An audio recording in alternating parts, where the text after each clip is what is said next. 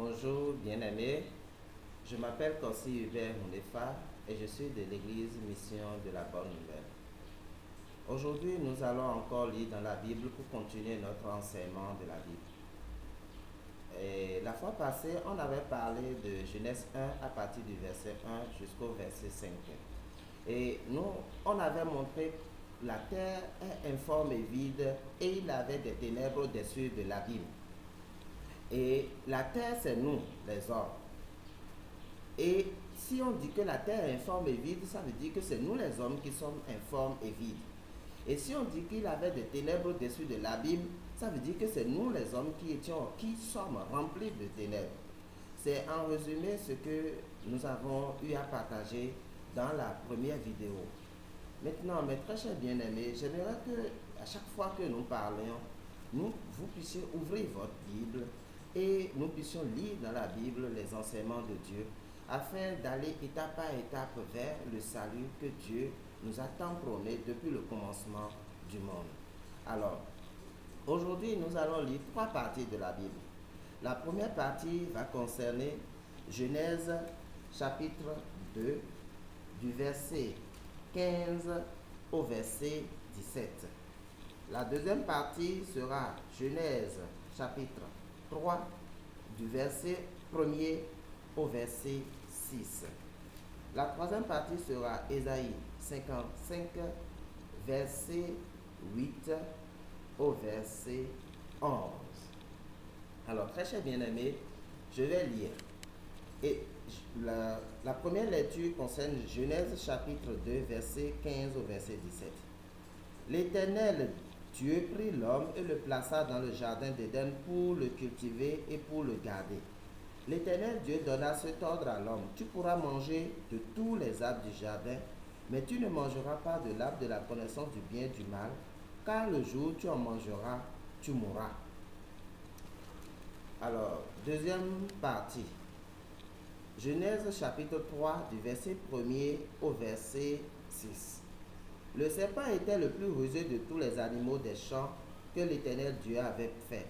Il dit à la femme: Dieu a-t-il réellement dit: vous ne mangerez pas de l'arbre de tous les arbres du jardin?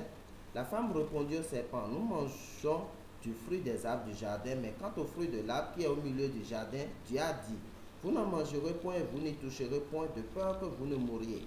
Alors le serpent dit à la femme: vous ne mourrez point, mais Dieu sait que le jour où vous en mangerez, vos yeux s'ouvriront et que vous serez comme des dieux, connaissant le bien et le mal.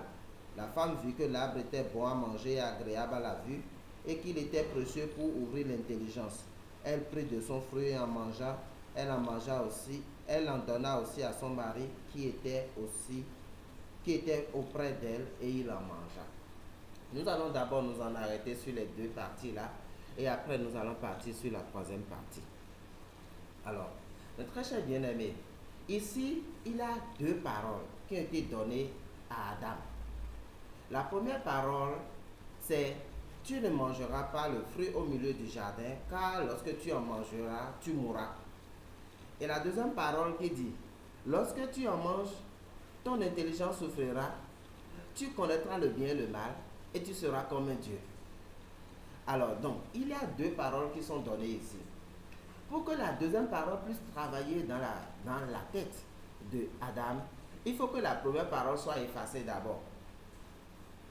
Alors, la première parole est une parole qui est dure à accepter. On dit: tu ne mangeras pas, sinon tu mourras. Mais la deuxième parole nous donne quelque chose de très génial. On dit: tu manges, tu seras très intelligent. Tu seras tellement intelligent que tu connaîtras le bien et le mal. Et tu seras comme un Dieu. Alors, mais c'est très agréable cette parole-là. Elle est tellement douce. Et elle nous permet de dire: oh super, je serai fort. Je serai extrêmement fort. Alors comme ça, facilement nous pouvons abandonner la première parole et nous consacrer à la deuxième parole. Parce que la deuxième parole, elle est douce, elle est bonne, elle est agréable. Et c'est comme ça aujourd'hui que beaucoup de personnes veulent vivre. Les gens veulent vivre comment? Ils veulent vivre en écoutant d'agréables paroles, de très belles paroles. Oh, ok, aujourd'hui tu auras beaucoup d'argent. Je prie sur ta vie pour que tu aies énormément d'argent. Et là, cette parole, elle est tellement agréable que tout le monde veut suivre ça. Mais personne ne veut suivre la parole qui est difficile. Lorsque tu mangeras le fruit de la connaissance du bien et du mal, tu mourras. Au fil du temps, nous allons pouvoir expliquer quel est ce fruit de la connaissance du bien et du mal. Qu'est-ce que c'est que la connaissance du bien et du mal? Mais qu'est-ce que Adam a fait pour devenir pécheur? Est-ce qu'Adam a menti? Adam a volé? Adam a commis l'adultère? Est-ce qu'Adam a tué? Aucunement pas. Adam, ce qu'il a fait pour devenir pécheur devant Dieu, c'est qu'Adam a simplement pris le fruit de la connaissance du bien et du mal. J'aimerais clarifier cette partie-là devant vous, bien-aimés. Je parle toujours de Adam. Parce que la Bible, Dieu ne reconnaît pas la responsabilité de Ève dans cette affaire. C'est la responsabilité de Adam qui est engagée. Pourquoi? Parce que Ève n'est qu'une partie d'Adam devant Dieu. Donc ça veut dire que si Ève a fait quelque chose, c'est une partie de Adam qui l'a fait. Et c'est de manière si nous le transposons à Jésus-Christ et à Dieu, vous allez voir clairement. Jésus dit, ce que je dis, ça vient de mon Père. Ce que je fais, ça vient de mon Père. Ça veut dire quoi? Si Jésus a fait quelque chose qui n'est pas correct, ça veut dire que c'est Dieu qui l'a fait. Et qu'est-ce que nous devons avoir aujourd'hui? Nous allons l'expliquer au fil du temps. Nous devons avoir une connexion aussi avec Jésus-Christ, comme Jésus a eu la connexion avec Dieu, de manière à ce que tout ce que nous faisons, ça vienne de Jésus-Christ et évidemment de Dieu. Ce n'est pas une partie de ce que nous faisons, ni une autre partie. Ce n'est pas 50% de l'autre côté ou 30% d'un côté et 70% de l'autre. C'est tout ce que Jésus a fait qui vient de Dieu. Et tout ce que nous faisons, ça doit venir de Dieu. Donc nous devons avoir cette connexion-là également avec Jésus-Christ. Et c'est de la manière dont nous devons avoir cette connexion-là qu'il a de problème aujourd'hui.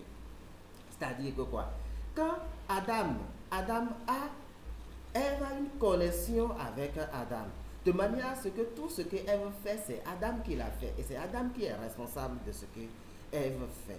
C'est pour ça que je parle exclusivement de Adam. Adam a reçu une parole, a abandonné cette parole-là et a accepté la parole qui est agréable.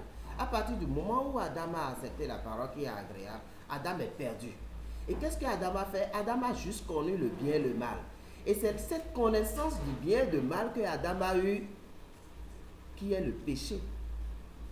Parce qu'à partir du moment où Adam connaît le bien et le mal, Adam peut savoir que mentir c'est mauvais et dire la vérité c'est bon. Adam peut savoir que commettre l'adultère c'est mauvais et ne pas commettre l'adultère qui est bon. Adam peut savoir que tuer c'est mauvais et ne pas tuer qui est bon. Mais avant, est-ce que Adam connaissait ça? Puisque Adam ne connaissait pas ça, Adam n'était pas pécheur. Donc c'est comme ça que la majorité d'entre nous se trompe au niveau de la définition du péché aujourd'hui. On croit que c'est mentir, c'est voler qui est le péché. Mais au fil du temps, nous allons pouvoir expliquer réellement qu'est-ce que c'est que mentir, voler, commettre l'adultère, tuer et ainsi de suite. Le vol, la cupidité, les regards envieux, la calomnie, le dérèglement, la folie, toutes ces mauvaises choses, Jésus-Christ nous l'a dit clairement, quitte du dedans de l'homme et suit l'homme. Ça quitte du dedans de l'homme et suit l'homme. Ça veut dire quoi? Ça veut dire que ça quitte de quelque part. C'est à partir du moment où nous connaissons le bien et le mal que toutes ces choses-là peuvent quitter d'entre nous. Parce qu'à partir de ce moment-là, nous connaissons le bien et le mal. Et c'est la connaissance du bien et le mal, mes très chers bien-aimés, qu'on appelle le péché. C'est ça que Adam a connu et il est devenu pécheur devant Dieu. C'est pas qu'il a menti, c'est pas qu'il a volé, c'est pas qu'il a commis d'adultère, c'est pas qu'il a tué, c'est pas qu'il a eu de dérèglement. Adam a connu le bien et le mal. Du moment qu'Adam connaît le bien et le mal, il devient pécheur. C'est ça que la majorité d'entre nous ne connaissons pas. En fait, c'est pour ça que beaucoup de personnes pensent toujours qu'ils peuvent faire de bonnes choses pour plaire à Dieu. Beaucoup de personnes pensent, je répète, qu'ils peuvent toujours faire de bonnes choses pour plaire à Dieu. Mais aucun homme ne peut faire aucune œuvre pour plaire à Dieu parce que toutes les œuvres de l'homme sont sujettes à la connaissance du bien et du mal. C'est tellement compliqué, n'est-ce pas? Mais c'est tellement simple en même temps. Donc, si l'homme connaît le bien et le mal, du moment qu'il connaît le bien et le mal, Il sait que lorsque je vais donner quelque chose à quelqu'un, si je fais un don à quelqu'un, c'est une bonne chose. Et lorsque je ne le fais pas, c'est une mauvaise chose. Déjà, il est condamné. L'homme qui dit je fais de bonnes choses, c'est bon, et l'autre qui n'a pas fait, c'est mauvais, il est déjà condamné. Ce n'est pas celui qui a fait de mauvais qui est condamné. Même celui qui fait de bien comme ça, il est aussi condamné. Parce qu'il voit déjà qu'il en fait et que l'autre n'en fait pas. Déjà, il est condamné. C'est la connaissance du bien et du mal qui est la condamnation qui est en nous, mes très chers bien-aimés. Ce n'est pas lorsqu'on fait le mal, ce que nous appelons le mal. Avant, on ne connaissait pas ça. Sans le fruit de la connaissance du bien et du mal, on ne connaissait pas ça. Sans avoir mangé ce fruit, on ne connaissait pas ce qui était mal, ce qui était mauvais. Donc Dieu a dit, lui, ce que lui il a dit. Dieu a fait toutes choses et il a vu que toutes choses étaient bonnes. Même le moustique c'est bon, même le serpent c'est bon. Mais nous, en mangeant le fruit de la connaissance du bien et du mal, nous pouvons juger Dieu. Nous pouvons dire, ok, le moustique est mauvais, ça nous pique. Et comme ça, nous irons chercher un endroit où il n'y a pas de moustique, où nous allons nous mettre sous moustiquaire. Vous voyez, pour vous, c'est de très bonnes choses que vous faites. Mais devant Dieu, vous êtes déjà condamné. C'est à cause de ça qu'aujourd'hui, beaucoup de personnes croient qu'ils font de bonnes choses pour plaire à Dieu. Mais ils ne pourront pas.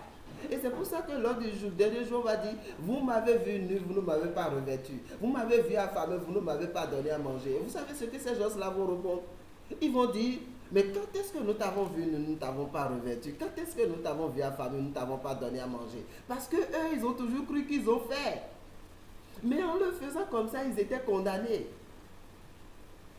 Mais ils ne savent pas. Mais voilà, les autres, on les a dit, vous m'avez vu nu, vous m'avez revêtu, vous m'avez vu affamé, vous m'avez donné à manger. Et ils vont dire, mais quand est-ce que nous avons fait toutes ces choses-là?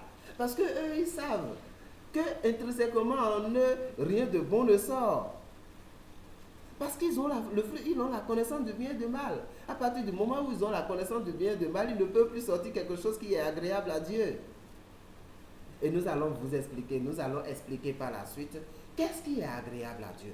Par quel dessein l'homme peut être agréable à Dieu. Par quel chemin. Parce que au fil du temps, nous allons pouvoir, au fil des versets, expliquer comment est-ce que l'homme ne peut à aucun moment, à travers aucune œuvre, peu importe, que ça soit bon ou mauvais, il ne peut pas être agréable à Dieu. Nous allons pouvoir nous montrer ça. Et c'est pour ça que beaucoup de personnes également pensent que leur pensée à eux, ce qui est mauvais chez eux, c'est ça qui est mauvais chez Dieu. Et ce qui est bon chez eux, c'est ça qui est bon chez Dieu. C'est comme ça que nous nous sommes trompés aujourd'hui. C'est comme ça que nous avons perdu la voie aujourd'hui.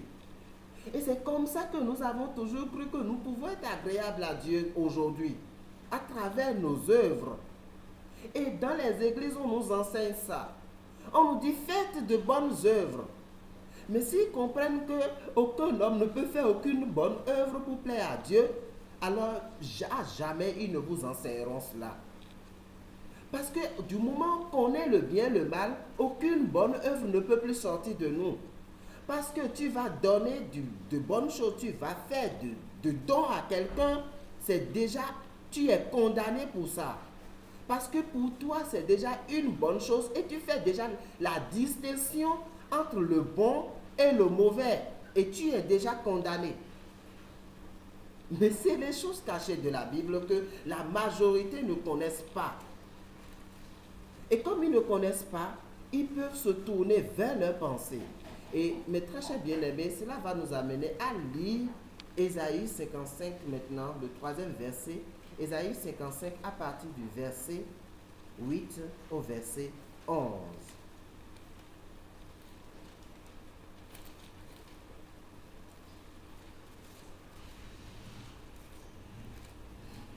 Je viens, Ésaïe c'est après. Ok, Ésaïe 55 à partir du verset 8 au verset 11. Alors, je lis, mes très chers bien-aimés. Car mes pensées ne sont pas vos pensées et vos voix ne sont pas mes voix, dit l'Éternel. Autant les cieux sont élevés au-dessus de la terre, autant mes voix sont élevées au-dessus de vos voix et mes pensées au-dessus de vos pensées. Comme la pluie et la neige descendent des cieux et n'y retournent pas sans avoir arrosé, fécondé la terre et fait germer les plantes, sans avoir donné de la semence au semeur et du pain à celui qui mange, ainsi est-il de ma parole qui sort de ma bouche. Elle ne retourne point à moi sans effet, sans avoir exécuté ma volonté et accompli mes desseins. Alors, mes très chers bien-aimés, nos pensées ne sont pas les pensées de Dieu. Nous pensons ça, mais ce n'est pas correct devant Dieu. Dieu, lui, il a autre pensée. Et au fil du temps, au travers de la Bible, depuis Genèse jusqu'à Apocalypse, nous allons pouvoir voir quelle est la pensée de Dieu. Nous devons suivre exclusivement la Bible, ce que la Bible dit, exclusivement, sans changer aucune virgule et sans en ajouter. Mes très chers bien-aimés, nous allons pouvoir lire un dernier verset, je vous en prie, dans le livre d'Apocalypse, verset 22, à partir du chapitre 22, à partir du verset 18. Je le déclare à quiconque entend les paroles de la prophétie de ce livre. Si quelqu'un y ajoute quelque chose, Dieu le frappera des fléaux décrits dans ce livre. Et si quelqu'un retranche quelque chose des paroles du livre de cette prophétie, Dieu retranchera sa part de l'arbre de la vie et de la ville sainte, décrite dans ce livre. Celui qui atteste ces choses dit, oui, je viens bientôt. Amen. Viens Seigneur Jésus, que la grâce du Seigneur Jésus soit avec tous. Amen. Alors, c'est écrit clairement que si vous y retranchez une seule virgule, vous serez punis des fléaux qui sont décrits dans ce livre. C'est-à-dire quoi? On ne doit ajouter ne serait-ce qu'une seule virgule à la parole de Dieu. La parole de Dieu a dit. Par exemple, je vous explique. Il y a des choses pour lesquelles je ne suis pas d'accord, mais c'est la parole de Dieu. Je suis tenu de suivre moi-même. Je ne suis pas d'accord avec ça. Je cite un verset. On dit, l'aiguillon de la mort, c'est le péché. Et la puissance du péché, c'est la loi. Moi, je ne suis pas d'accord parce que de manière logique et en raisonnant, c'est pas correct ça. Mais qu'est-ce que Dieu a dit? Dieu a dit, l'aiguillon de la mort, c'est le péché. Et la puissance du péché, c'est la loi. Je dois croire en cela. Mais aujourd'hui, qu'est-ce qui se passe? Nous ne voulons pas croire en la parole de Dieu. Nous voulons avoir nos propres dogmes, avoir nos propres desseins, avoir notre propre, je ne sais pas encore quelque chose, prêche, avoir notre propre pensée, avoir notre propre dessein et suivre nos propres pensées. Et comme ça, nous appelons ces pensées-là la pensée de Dieu. Et nous le modelons dans un moule, nous le travaillons proprement, nous le rendons poli, et alors nous le sortons en population, nous disons, ok, ça vient de Dieu. Et puisque nous sommes dans un système donné, embobinés dans un système donné, dans un système qui nous donne à manger et qui fait que nous prospérons, alors nous disons, ça vient de Dieu et ça vient de du plus grand système du monde. Vous voyez, mes très chers amis, comment nous sommes arrogants devant Dieu. Au fil du temps, nous allons voir comment nous sommes arrogants devant Dieu. Dieu a dit de nous, rien de bon ne sort de vous. Et nous allons le lire dans la Bible. Mais nous avons dit, oh, il sort de très bonnes choses de moi. Je vous en remercie. Nous allons poursuivre notre enseignement de la Bible les prochains jours, les prochaines heures. Et au fil du temps, nous allons pouvoir décortiquer la Bible. Je vous remercie infiniment. Une fois encore, je me présente. Je m'appelle Kossi Hubert Hunefa. Je suis de l'église Mission de la Bonne Nouvelle.